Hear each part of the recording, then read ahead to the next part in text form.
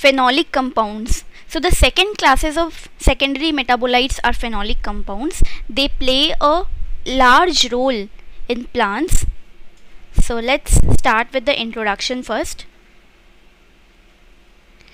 So as we know from our basic knowledge that these phenolic compounds have OH as the functional group on them. So the structure of phenols look like this. Okay, a benzene ring and a OH group. So this is a structure of phenol. Okay, so they have a hydroxyl group, either one or more. Okay, the aromatic ring structure bearing one hydroxyl groups are the phenolic compounds. Now phenols are the most abundant secondary metabolites of plant. They are the most abundant, ranging from simple molecules such as phenolic acid. So simple ones are phenolic acid, and highly polymerized ones are known as tannins. So tannins are also a kind of phenols which are the polymerized phenols. Okay, and the simple ones include phenolic acid.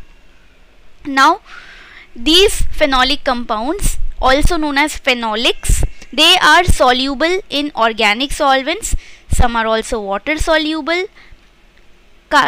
Some are water soluble carboxylic acids and glycosides, and others are large insoluble polymers. So some are soluble in organic solvents, some are soluble in water. So we will see. Now they play a variety of role in plants. They play in defense responses against UV radiation. It will be seen that under high UV radiation, particular type of phenols get activated and protect the plant against the damage by the UV radiation. We will see which phenols do this. Next, they helps in defense against pathogens and herbivores, and they provide the mechanical support to the plant. Okay, so the mechanical support, the phenol which provides mechanical supports are lignins. Okay, they attract pollinators and fruit dispersers. So they give particular color to the plant, say for example red, blue. So anthocyanins are kind of phenols which give particular color to the plant, color to the flowers and leaves, which attract pollinators and fruit dispersal. And they reduces the growth of the nearby competing plants. Okay, but some of the plants will release some chemicals in their environment which will not allow the nearby plants to grow. Okay, next we will start with the biosynthesis of phenolic compounds. So we discussed already in the first video that phenolic compounds are synthesized by two pathways. One is shikimic acid pathway and another is malonic acid pathway. And in plants, the most common is the shikimic acid pathway. So two pathways are there, shikimic acid and the malonic acid pathway. Now mainly the phenolic compounds are synthesized from shikimic acid pathway, and this type of pathway is seen in plants, fungi and bacteria, and this shikimic pathway is not found in animals. But this malonic acid pathway, although it is also a source of phenolic compounds in fungi and bacteria, but it is of less significance in higher plants. So in higher plants, shikimic acid pathway is the most important one for the synthesis of phenols. Okay, please remember that. Next, see, so what happens in shikimic acid pathway?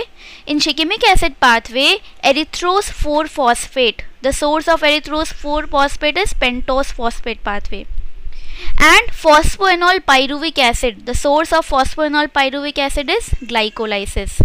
So phosphoenol pyruvic acid and erythrose 4-phosphate, they combine together. Okay, they combine together to form phenylalanine. Okay, before forming phenylalanine, they form an intermediate. That intermediate is known as shikimic acid. So what I said, that erythrose 4-phosphate and phosphoenol pyruvic acid, they combine or they react together to form an intermediate known as shikimic acid, which will be then converted to amino acid phenylalanine. Okay, now, so what is the structure of phenylalanine? It is a benzene ring attached with 3 carbons. Okay, so in this way all the 3 aromatic amino acids are synthesized. Okay, so erythrose 4-phosphate phosphoenol pyruvate forms the aromatic ring containing amino acid, say for example phenylalanine, tyrosine and tryptophan. Okay, and the bracket indicates the carbon skeleton of the structure. Okay, so the most abundant classes of secondary metabolites, that is the phenolic compounds in plants, they are derived from the deamination of phenylalanine to shikimic acid. Okay, so what happens once phenylalanine is formed, there will be a deamination reaction which will form cinnamic acid. Okay, there is a particular enzyme which will deaminate the phenylalanine to form cinnamic acid, and that enzyme is known as PAL. Okay, so what is PAL? PAL is phenylalanine lyase, phenylalanine ammonia lyase. Okay, this is an enzyme which converts phenylalanine to cinnamic acid. Okay, now animals. So what we saw, that this pathway occurs in plants. Plants can synthesize aromatic amino acid. Both plants and animals require aromatic amino acid.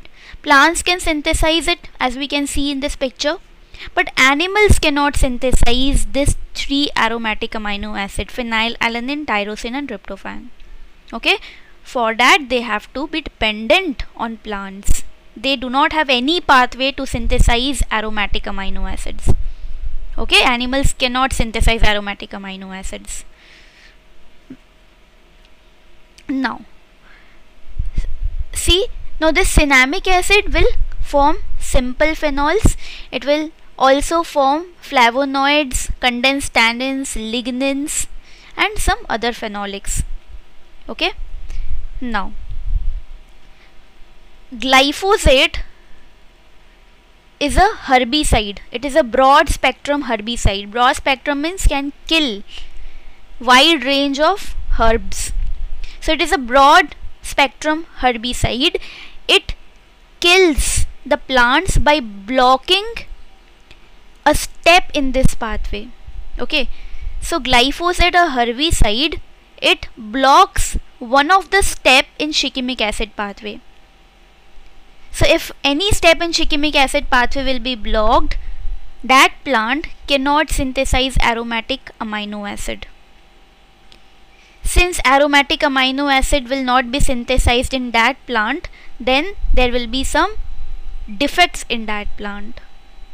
Okay, defects in the sense the plant will not be able to live if any of the aromatic amino acid is not synthesized. Okay,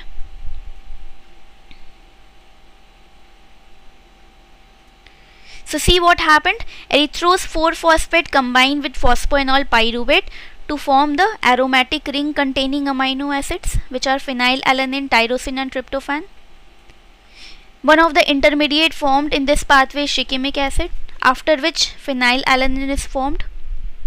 Okay, now phenylalanine is converted to cinnamic acid, we discussed, and the enzyme from phenylalanine to cinnamic acid is PAL. The full form is phenylalanine ammonia lyase. Glyphosate is a broad spectrum herbicide. Commercial name is Roundup. When this is spread onto the plants, what will happen? They block one of the step in shikimic acid pathway, so that the plant cannot synthesize aromatic amino acid. Clear?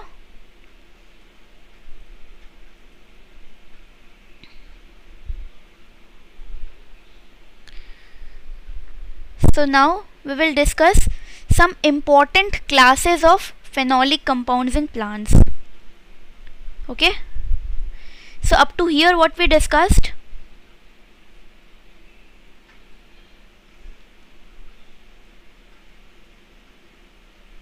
So see, again I tell you one more thing, that for malonic acid pathway the precursor is acetyl CoA, and this is since less important, we are not concerned about it. So what happens here? Erythrose 4-phosphate and phosphoenol pyruvate. Okay, erythrose 4-phosphate and phosphoenol pyruvate will combine to form what? It will form an intermediate shikimic acid. This shikimic acid will form what? Phenylalanine. Sorry, the shikimic acid will form phenylalanine. This pathway is known as shikimic acid pathway. When shikimic acid is synthesized, this is known as shikimic acid pathway here. Then phenylalanine will be converted to cinnamic acid, trans-cinnamic acid. Then trans-cinnamic acid is a precursor of all simple phenolics. Please understand the precursors. Okay, and phenylalanine to trans-cinnamic acid, the enzyme is PAL. Okay, and what occurs here is deamination. PAL is, the full form of PAL is phenylalanine ammonium lyase. Clear? Now what happens if I tell you the structure, how phenylalanine looks like? It is an aromatic amino acid. Okay, since it's an acid, C3, so this will be a benzene ring. Okay, C3, and this is a benzene ring, say 6. Okay, so C6, C3 is a structure of phenylalanine. Then trans-cinnamic acid has also the same structure like that of phenylalanine. It is also C6, C3. So this is the biosynthetic pathway of phenolics. And which type of pathway is this? This is a shikimic acid pathway. Since malonic acid pathway doesn't occur in higher plants, we are less concerned about that. Pathway of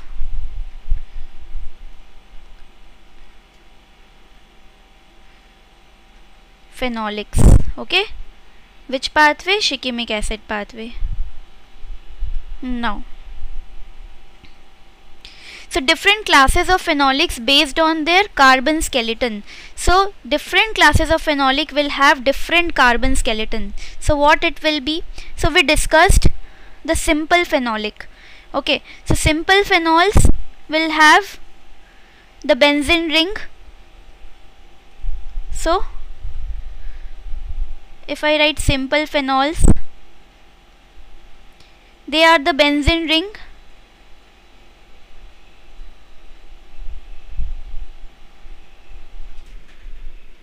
And they have OH group, simple one.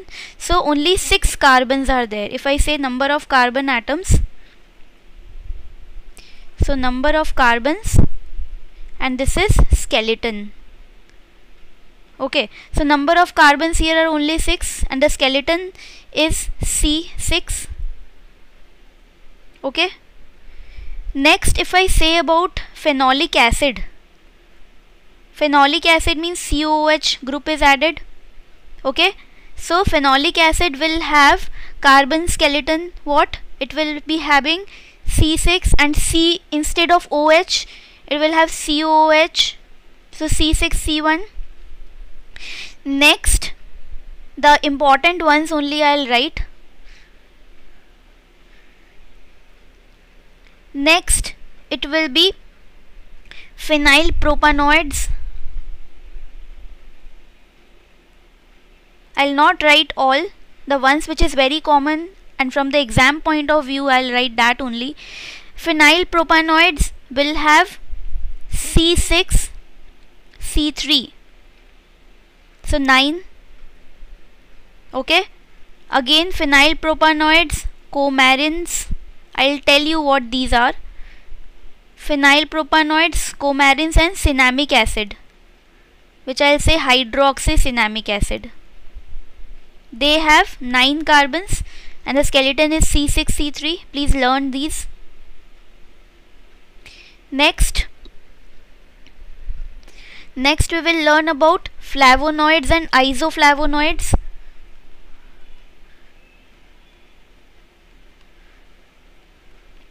They have a structure little different. Their structure looks like this.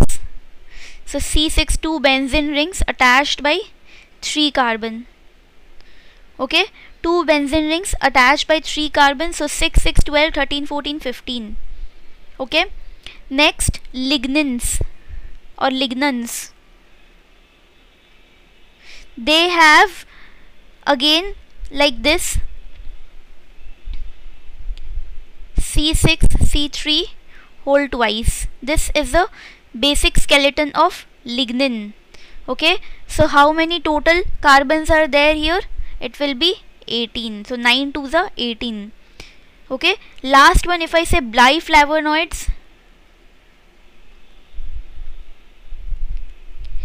it will be the whatever the skeleton of flavonoids is, it will be twice of that.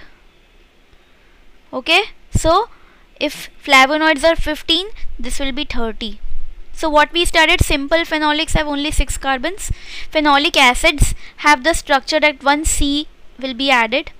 Now this is important one, phenyl propanoid, coumarins and hydroxycinnamic acid, they have benzene ring plus 3 carbons. Flavonoids and isoflavonoids, they have 2 benzene rings attached by 1 3 carbon chain. Now lignans, it will be C6C3 whole twice, and biflavonoids will be the twice of flavonoids. Clear? So we have to study the 4 different classes of phenols. Okay, so first we will start with phenyl propanoids. So here I have put one slide as well. See, the ones which we need to learn. Hydroxycinnamic acids, examples include caffeic acid, ferulic acid. Curcumin and coumarins, they are under hydroxycinnamic acid. Okay, phenolic acids, they are the simpler ones, simple phenols. Flavonoids include these, flavones, anthocyanins, okay, isoflavones, quercetin. So just for that the name you will be familiar with, that's why I've included. Okay, to let you be familiar with the names of flavonoids, names of hydroxycinnamic acid. I'll repeat once again in the slides. Now lignans, they are found in flax and sesame.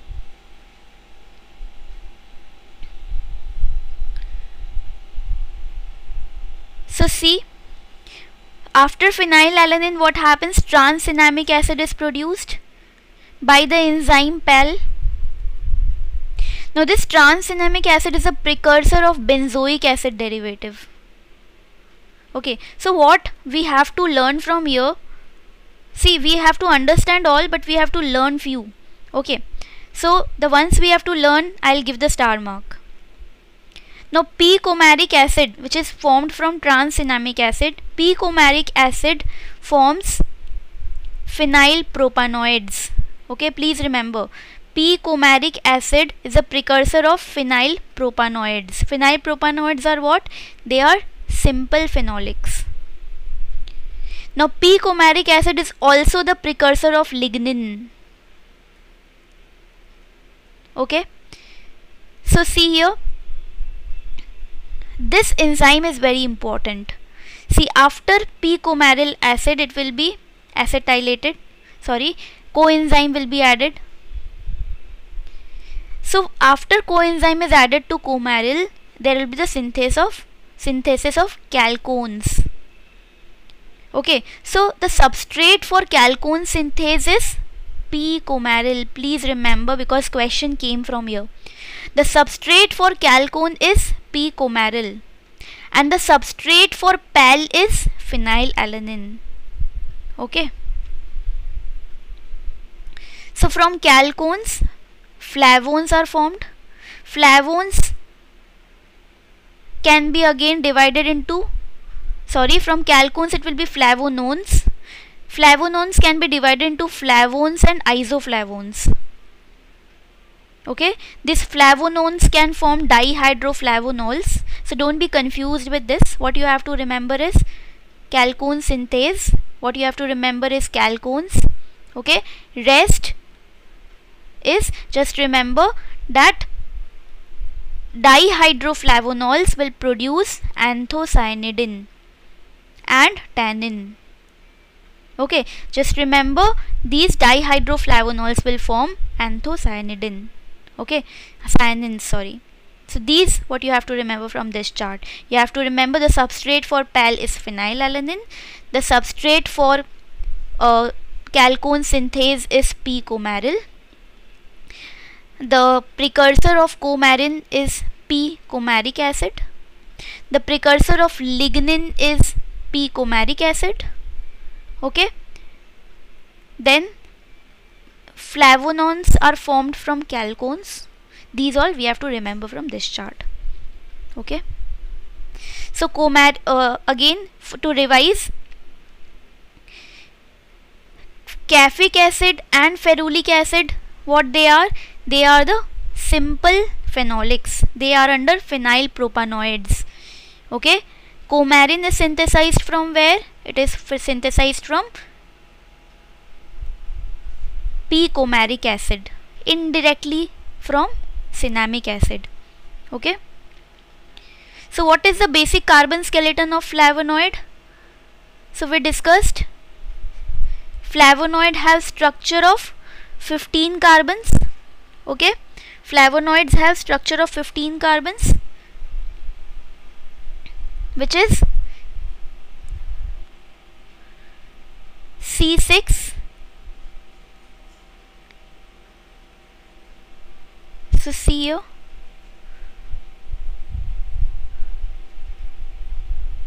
C6, C3, C6. This is a structure of flavonoid.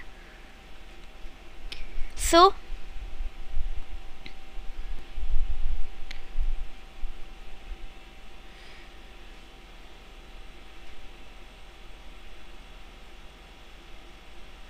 now flavonoids again we will classify. So these structure variation of flavones to flavonones to flavones, isoflavones, anthocyanins, these structure variation is due to hydroxylation, methoxylation, prenylation or glycosylation. Okay, due to degree and pattern of hydroxylation, methoxylation in one of the groups form different groups. Okay. Next. So formation of many plant phenolics including simple phenyl propanoids, coumarins, benzoic acid derivatives, lignin. So different plant phenolics like these, phenyl propanoids, coumarins, benzoic acid derivative, lignin, anthocyanin, isoflavone. So all of these plant phenolics, they begins with the amino acid phenylalanine. Okay. Transenamic acid and p-coumaric acid, they are the derivatives, and their derivatives are simple phenolic compounds. Okay, so all simple phenolic compounds are known as phenyl propanoids. Why? Because they contain a benzene ring and a C3 carbon.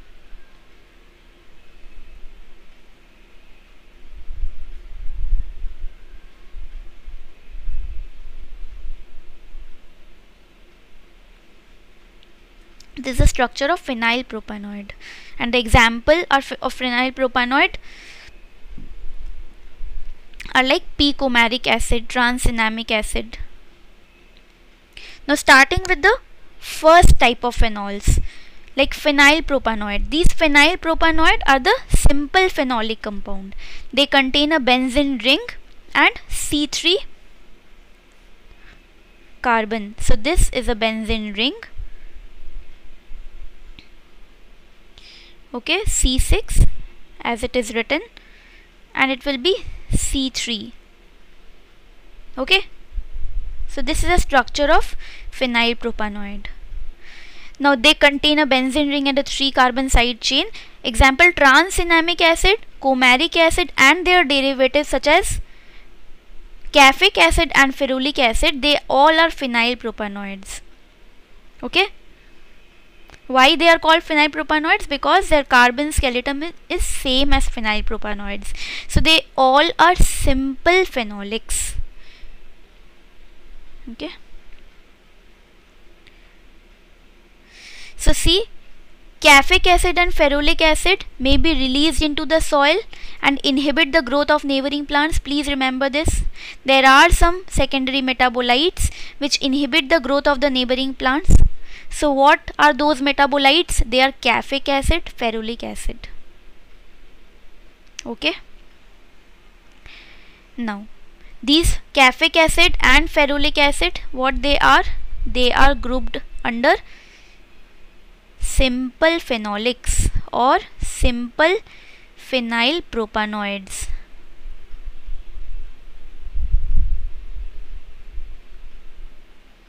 Okay. Next, soralen. Now soralen is a kind of coumarin. Coumarin with a furan ring is furanocoumarin, which exhibits phytotoxicity to insect herbivore.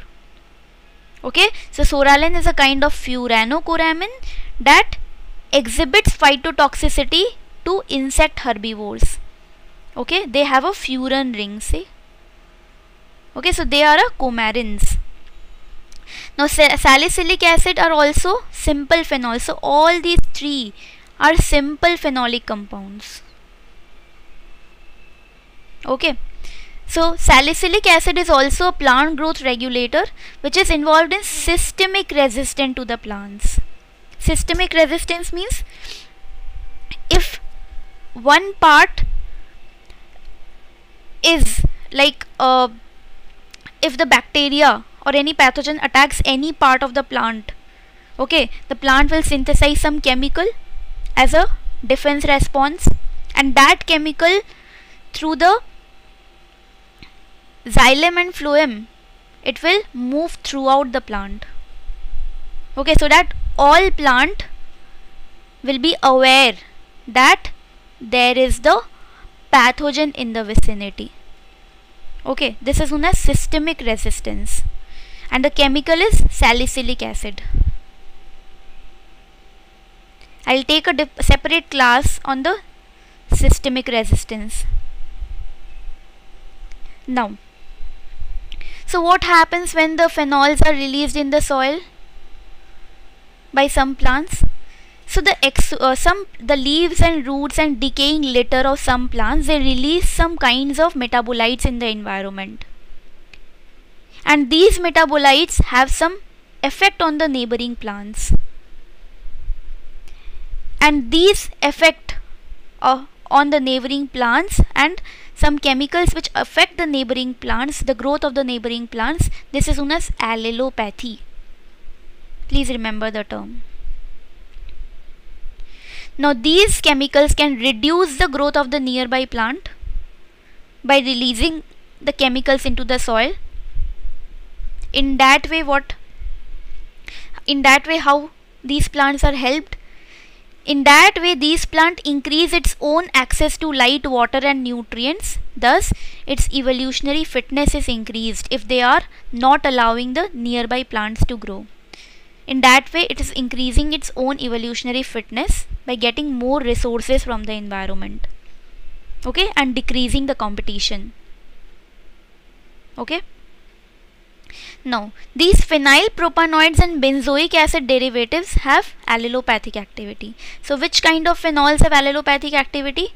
These are simple phenols, phenyl propanoids and benzoic acid, which are the example of simple phenols. Okay. So, next class of phenols, coumarin. Okay, so coumarin were also synthesized from cinnamic acid, we discussed. Now these phenyl propanoid lactones are called coumarin. When the lactone group is there, it will be coumarin, but the basic structure, carbon skeleton, is same. Okay, now so see, if I draw the structure of coumarin, so it will also have one benzene ring, okay, and this C3, which is present in another phenyl propanoids also, but here that C3 is cyclized, okay, to form a close group. Okay, here the C3 which is there here, the C3 will form a ring closure. Okay, so the biosynthesis of coumarin involves trans-cis isomerization or rotation around CC double bond over here in the side chain, followed by a ring closure. Please remember the word ring closure.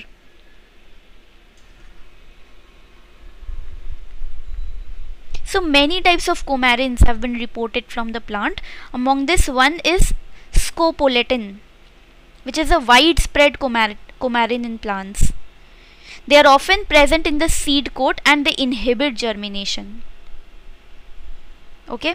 Another type of coumarin is dicomarol, which is kind of anticoagulant, and aflatoxin B1 is a kind of mycotoxin or carcinogenic synthesized by fungi, which is also a coumarin. Okay, so here from these types of like notes you will find some straightforward options, okay, which will be combined with another metabolites, like one point from terpene, one from coumarin, one from another secondary metabolite, and you have to choose which one is right. Okay, my motive to take this class in so much detail is that so that you should be familiar with every term used here. Okay, even if you do not remember any of the functions of the coumarin, but you should be familiar with the term. Okay, so that you know that when the options come, you can solve that this belongs to this. Now I told that they help the plant or they protect the plant against UV radiation. So see, there are some types of coumarins named as furanocoumarins. Okay, so these furanocoumarins, which have a furan ring attached, to the coumarin furan ring is attached, they are not toxic until they are activated by light. Okay, so these furanocoumarins becomes activated by light. So when they absorb UVA radiation, so when a plant absorbs UVA, they make furanocoumarins activated to a high energy electron state. So what is the role of that? So activated furanocoumarins, they can insert themselves into the double helix of the DNA, and they can bind to pyrimidine bases such as cytosine and thymine. As a result, what happens? They blocks transcription and repair and leading to the death. Okay. So many simple phenolic compounds have important roles in plants as defenses against insect, herbivore and fungi. Okay, so they are when inserted in some insects or other herbivores, insect herbivores or fungi, then what happens? They insert themselves into the double helix of DNA and binds with the pyrimidine bases and blocks the transcription and repair, leading to the death. Okay. Another kind of phenols are lignins. So lignins are highly complex phenolic macromolecules. Lignin term is very familiar to all of us. They are also the branched polymer of phenyl propanoid groups. Lignin is formed from 3 different phenyl propanoid alcohols. They are coniferyl, coumaryl and synapyl alcohols. Altogether they are known as monolignol. Okay, which are synthesized from phenylalanine via various cinnamic acid derivatives. So these all are synthesized from coniferyl, coumaryl and synapyl. They all are synthesized from phenylalanine. Okay, which can ultimately form lignin. Lignin is insoluble in water and soluble and most organic solvents. Now it is believed that these 3 coniferyl, coumaryl and synapyl alcohols, these alcohols are first oxidized into free radicals. So it is said how lignins are biosynthesized. So at first these alcohols are oxidized into free radicals by peroxidase. So once the free radicals are formed, they are very active. These free radicals then react spontaneously and randomly to form polymeric lignin. So it is just a view. Okay, actual mechanism is not yet known, not yet clear. Okay, it is believed that alcohols are oxidized into free radicals and some free radicals react spontaneously and randomly to form polymeric lignin. Okay, so cellulose is the most abundant organic substance in plants. So after cellulose, the second most abundant substance is the lignin. Where are lignin present? They are present in the secondary cell wall. Now secondary cell wall, like, they cannot divide anymore. Okay, and they give the tissue and make the tissue very hard. Okay, is present in the secondary cell wall of the tracheary element in the xylem. Xylem is a water conducting tissue, we all know. So lignin, as it provides the toughness to the plant, so they give mechanical support to the plant. Okay, they permit water and minerals to be conducted through the xylem without the collapse of the tissue, so that the xylem should be intact. There will be no collapse due to mechanical stress. Now protective function, as this is very tough, animals cannot feed on the plants which have high amount of lignin because it is very hard to digest. Okay, so by bonding to cellulose and protein, lignin also reduces the digestibility of these substances by the herbivores. Herbivores cannot digest these lignin. Now lignification blocks the growth of the pathogen. Since the tissue becomes so hard when lignin is deposited, the pathogens cannot penetrate into deeper layers because they cannot pass this tough layer. Okay, so it's a frequent response to infection or wounding. So if any wounding or infection is there, the plant synthesizes lignin and deposit in the area where the infection occurs. Okay, it's a frequent response to infection and wounding. Now coming to another type of phenols known as flavonoids. So there are 4 major groups of flavonoids studied. Okay, now flavonoids are the largest class of plant phenolics. Under phenolics, flavonoids are the largest ones. Now majority of flavonoids exist naturally as glycosides. They have several roles. They perform very different kind of functions, and they help in plant, giving them the pigmentation, color and defense. So basic skeleton I have discussed already. So what is the structure of flavonoid? Okay, the structure looks like, if I draw a benzene ring, I've already drawn earlier a C3 in between, and again a benzene ring, which is C6, C3, C6.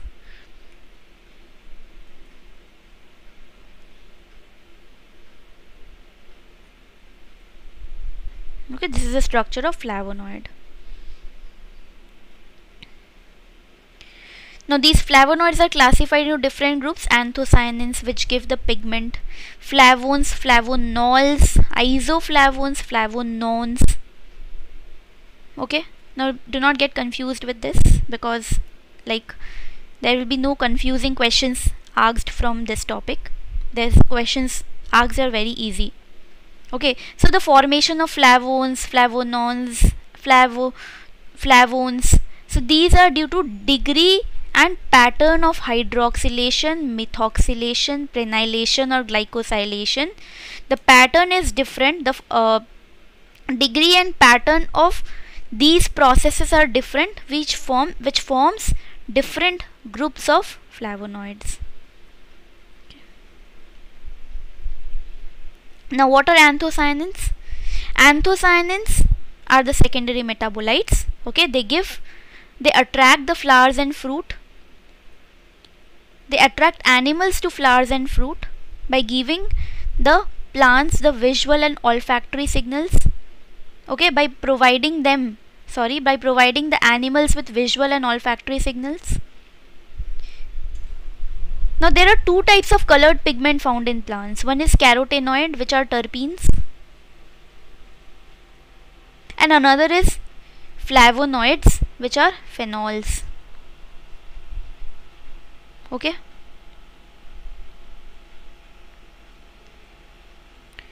Now these anthocyanins, they are the pigmented flavonoids. Okay, and they give red, pink, blue colors to the plants. Okay, now these coloration helps in attracting animals for pollination and seed dispersal. So there is a difference between the term anthocyanidins and anthocyanins. When sugar is absent, then it is anthocyanidins. So from anthocyanin, if sugar is absent, it will be anthocyanidin, which is devoid of sugar. And anthocyanins have sugar.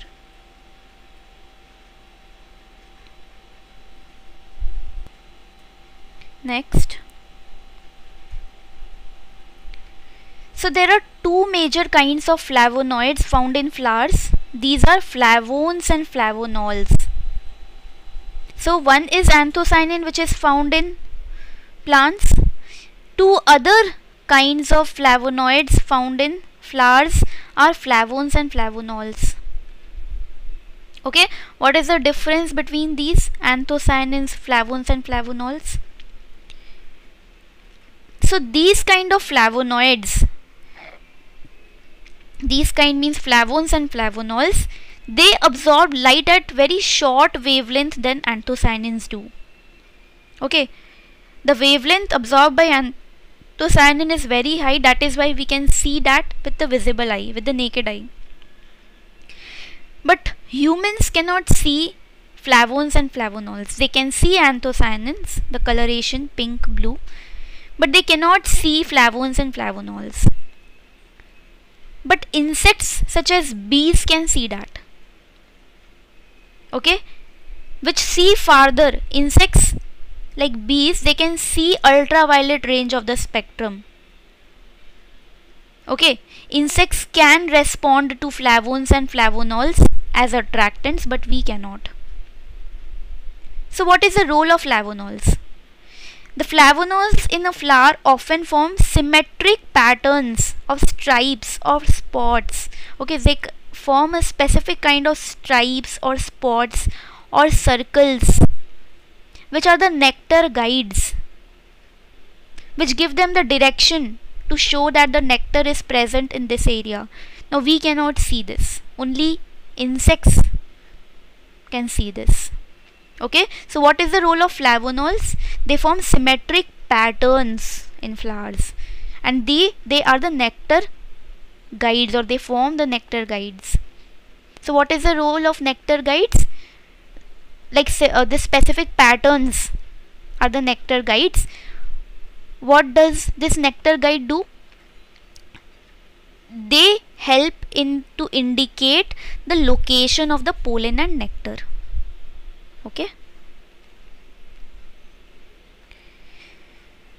Now flavones and flavonols, they are not restricted to flowers only. They are present in the leaves of all green plants.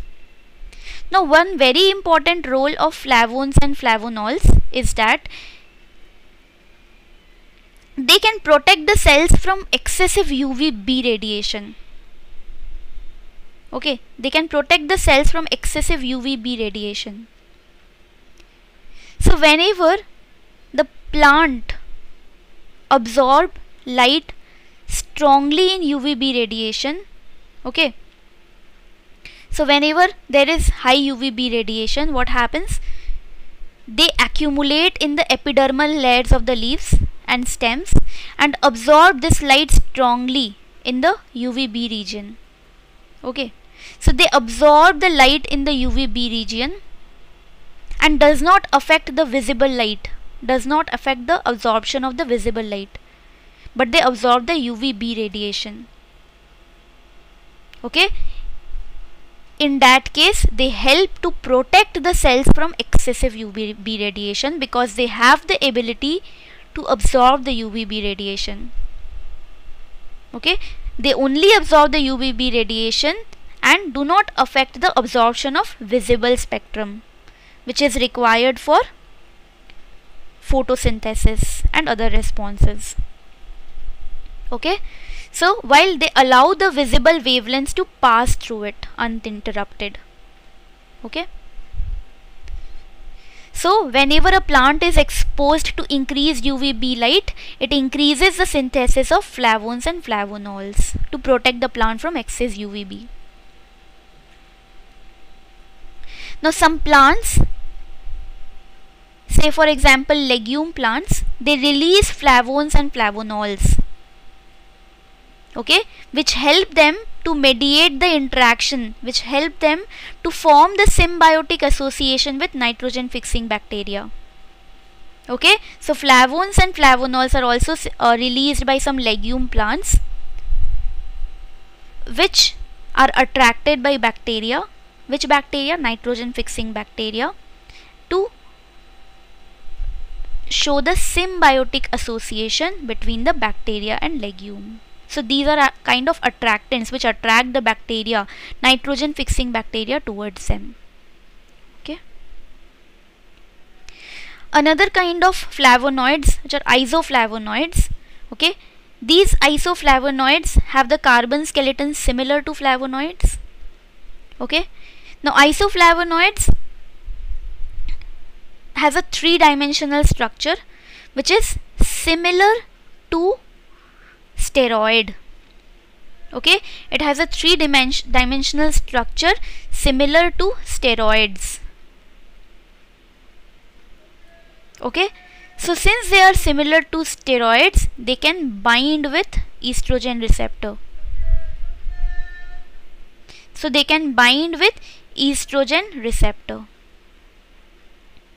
Okay, so see, they are the group of flavonoids in which one aromatic ring B is shifted, which is not so important. So these isoflavonoids are also released by the legume plants.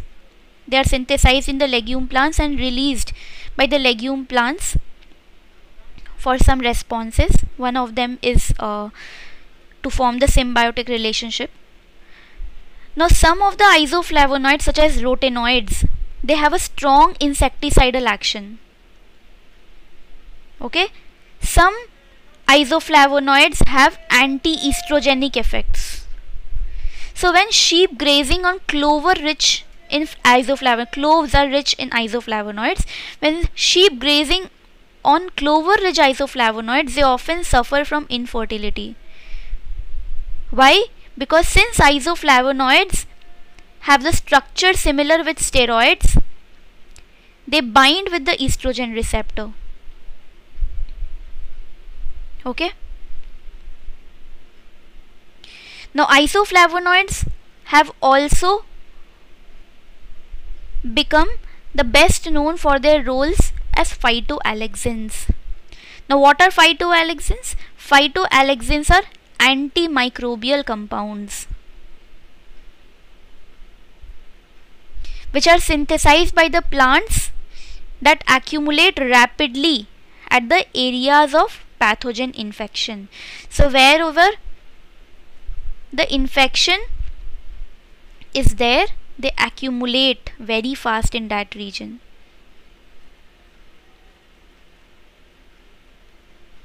Okay. Now another kind of phenols are known as tannins. Now these tannins were used to describe, now tanning we all have studied, that this tanning is what? It is a process which convert raw animal hides into leather. So what happens in this process?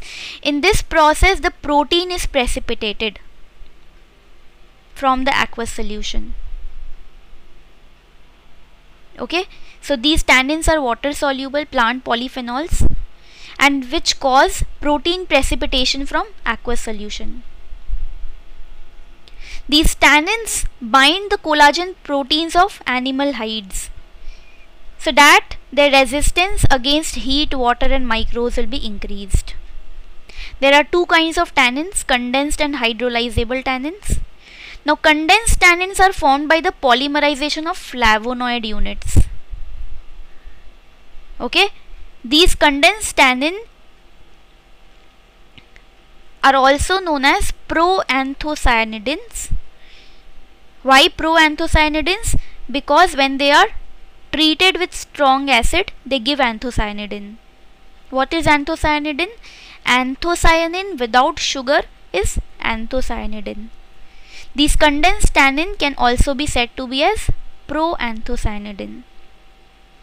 Okay. Another kind of tannin, hydrolyzable tannin, they contain phenolic acid, especially gallic acid, and simple sugar. So several gallic acids are joined together to form a cross-linked polymer. So please remember, the constituent of hydrolyzable tannin is gallic acid. What we have to remember from here? The constituent of hydrolyzable tannin is gallic acid. And condensed tannin can form proanthocyanidin. Condensed tannin are also known as proanthocyanidin. Now, these tannins are general toxin and they reduce the growth and survivorship of many herbivores when they are added to the diet. Okay, so plants also produce tannin in response to any kind of stress, in response to the pathogen attack. Okay, these tannins are located in vacuoles. They act as feeding repellent so that the ones who feed them, the taste is not good, so the ones who feed them will eat the food that contains tannin. Do not eat that food again. So mammals such as cattle, deer and apes, they characteristically avoid those plants or plant parts which have high tannin contents. Once they will have the taste of tannin in that food, they will not eat that food again. Okay. So unripe fruits which have high tannin levels, if you have eaten any unripe fruit, you will find that this is quite a sour and kind of pungent taste it have. So that is due to tannin. So plant produces these tannin to again be prematurely plucked and eaten by the animals. Okay, which may be concentrated in the outer cell layers. Now these tannins can inactivate herbivore digestive enzymes and they create complex aggregates of tannins and plant proteins which are difficult to digest. So what happens? They inactivate herbivore digestive system. Once they are inside the digestive system of herbivore, they inactivate the digestive enzymes. They create complex aggregates of tannins and plant proteins and which are not easy to digest. Some mammals like rodents, rabbits, they produce salivary proteins with a high proline content, which have a high affinity for tannins. So if rabbits and rodents eat tannins, they synthesize the high proline rich proteins, and this high proline rich proteins are produced by their salivary glands. Okay, so these high proline rich proteins, they can diminish the toxic effect of tannins in rabbit and rodents. Okay, so secretion of these proteins induced by ingestion of food with high tannin. When rabbits and rodents eat high tannin food, then what happens? They produce high proline rich proteins, so that the effect of tannin can be diminished. Now plant tannins, they also serve as defense against microorganisms. For example, non-living heartwood of many trees contains high concentration of tannins that prevent fungal and bacterial decay. So ultimately tannins also play an important role. Okay, important role and a preventive role against fungus and bacteria. Okay, they do not allow the fruits to be eaten in the unripe stage. The plants do not allow their fruits to be eaten in the unripe stage. So unripe fruits have high tannin level. They act as feeding repellent. Okay, so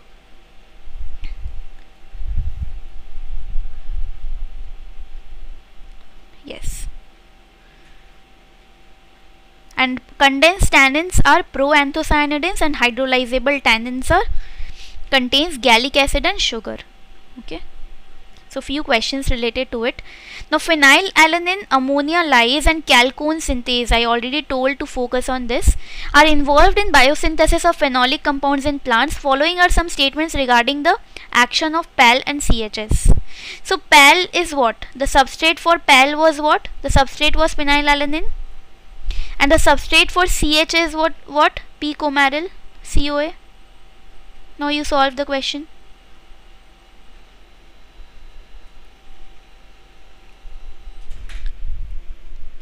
So substrate for PAL is phenylalanine, correct?